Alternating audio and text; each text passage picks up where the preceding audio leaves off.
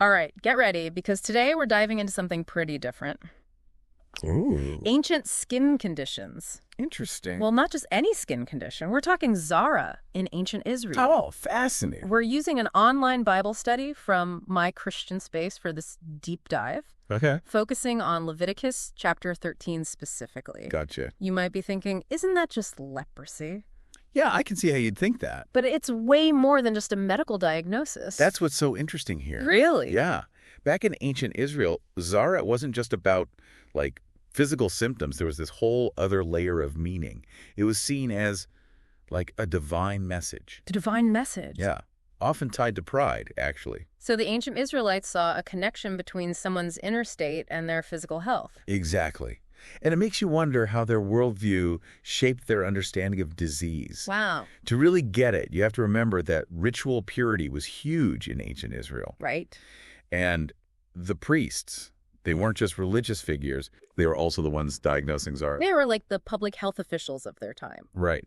And Leviticus 13, it lays out this incredibly detailed process for diagnosing Zarat. Oh, wow. It wasn't just a quick glance. No. No. They had specific things they looked for. Like what? Swellings, scabs, bright spots on the skin, even changes in hair color. Wait, hair color? Yeah. Oh. What did that have to do with it, right? Yeah, exactly. Well, different parts of the body had different diagnostic criteria. Really? So if someone had, say, a suspected case on their head or beard, Okay. the priest would really focus on the hair color instead of just the sore itself. So it wasn't a one-size-fits-all approach. Nope. Sounds almost like a detective investigation. Uh-huh. Yeah, like the priest had to gather clues to figure out what was going on. That's a great way to put it. And get this, if the priest wasn't sure after examining someone, Yeah. they would quarantine them for 7 days. Seriously. They had a quarantine system back then. That's incredible. So, like, they understood contagiousness even without all the science we have today. Right. It shows how sophisticated their approach to public health was, even with their limited understanding of how diseases spread. Wow. But it wasn't just about people. Leviticus also talks about Zarat appearing in clothing. Wait, what? Their clothes could get Zarat at? Yeah. What did they do about that? Just like with people, there was a whole protocol for dealing with Zarat in clothing. So? Imagine your favorite shirt being meticulously inspected, washed, Oh, no. and potentially burned if it was considered infected. That's wild. I can't even imagine. It really shows how seriously they took ritual purity Yeah. and how far they'd go to maintain it. It wasn't simply a personal matter. No, it was about protecting the whole community from harm. So we're seeing that Zara wasn't just a physical ailment. It had these social implications, too. Exactly. What happened to people who were actually diagnosed? Well, let's just say it wasn't pretty. Being declared unclean meant being completely ostracized. Ostracized. Yeah. Like, completely cut off. You got it. They had to live outside the camp, couldn't participate in normal social activities or religious activities, and they even had to wear torn clothes, let their hair grow wild, Wow. and cover their upper lip. That sounds truly isolating. Devastating, even. It was. I can't imagine the stigma. It's like being punished for something you can't control. Yeah, it makes you think About, how we treat people who are different. yeah, Even today. yeah. Especially people with conditions that are, misunderstood or feared. That's so important. It is. We may not force people to live outside the camp anymore, Right. but there's still stigma around some diseases. Oh, absolutely. It reminds me that we need to be mindful Mindful of. how we treat others, our attitudes, how our behavior impacts other people. Absolutely. And this brings us back to something we talked about before. The connection between Zarat and pride. Our source interprets Zarat as a divine consequence for pride, a way of humbling people. Oh, interesting. So it wasn't just physical symptoms. It was about spiritual growth. Yeah, and recognizing the need for humility. Okay, I'm following.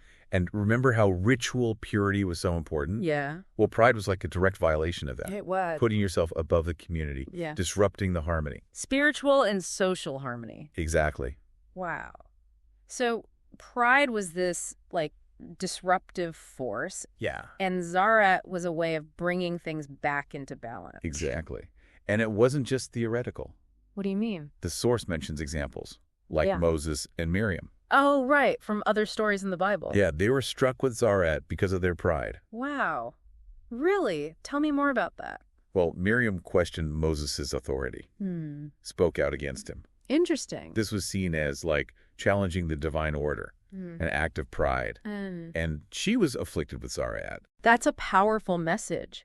Even someone as close to God as Moses' sister wasn't immune to the consequences of pride. Right. It shows how important humility was to them and respect for authority. It really does. It also raises some fascinating questions Right.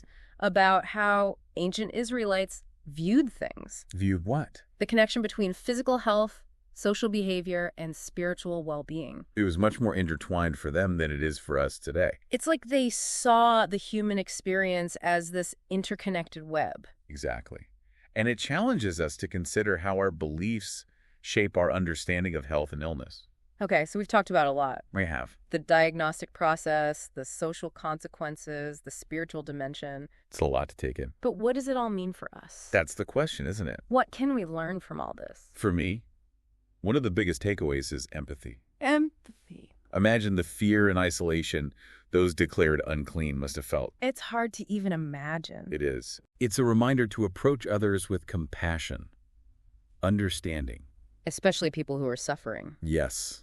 Or marginalized. I completely agree. It's easy to judge, distance ourselves from what we don't understand. It is. This deep dive really highlights the human cost of disease and stigma. It does.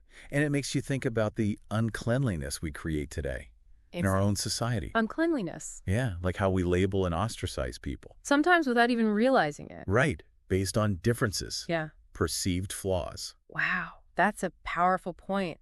It's like we've replaced ritual purity with social norms. And expectations. And those who don't fit in can face isolation. A different kind of isolation, but isolation nonetheless. Right. And it's not just individual actions either. Nope.